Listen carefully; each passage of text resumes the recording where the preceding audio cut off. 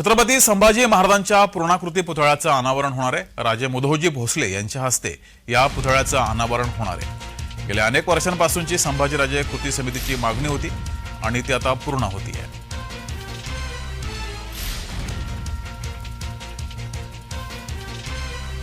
तर इथला आढावा घेतलाय आमचे प्रतिनिधी तुषार परदेशी यांनी। पाहूया। गेल्या अनेक वर्षांच्या मागणीनंतर आज पूर्णकृती पुतळ्याचं लोकार्पण सोहळा या ठिकाणी होत आहे।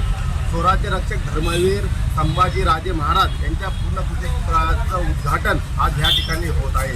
नागपूरचे राजे मुधोजी राजे यांच्या हस्ते हे लोकार्पण सोहळा या ठिकाणी संपन्न होत आहे। या सोहळ्यासाठी खासदार संजय राऊत हे देखील उपस्थित राहण्याची शक्यता या ठिकाणी वर्तवण्यात आलेली आहे। एकंदरीत पाहायला गेलं तर गेल्या 12 वर्षापासून या कृती समितीतर्फे अनेकदा मागणी करण्यात आली होती, परंतु कुठल्याही प्रकारची या ठिकाणी प्रशासनाने दखल घेतली नव्हती। अखेर आज हे 12 वर्षाच्या तपानंतर आज पूर्णकृती पुतळा या ठिकाणी उभा राहतो आहे। लोकार्पण सोहळा या ठिकाणी संपन्न होत आहे। धुळेकरांना एक आनंदाची आणि सुखकर ही बातमी आहे की ही 31 फुटाची ही पूर्णकृती पुतळा या ठिकाणी उभारण्यात आलेला आहे आणि अत्यंत देवपूरमध्ये पांझरा नदी किनारी असलेल्या उद्यानामध्ये ह्या पूर्णकृती पुतळ्याचं या ठिकाणी लोकार्पण होत आहे। आता काही वेळातच या ठिकाणी मान्यवरांच्या हस्ते ह्या पूर्णकृती पुतळ्याचं लोकार्पण या ठिकाणी सोहळा संपन्न होणार आहे।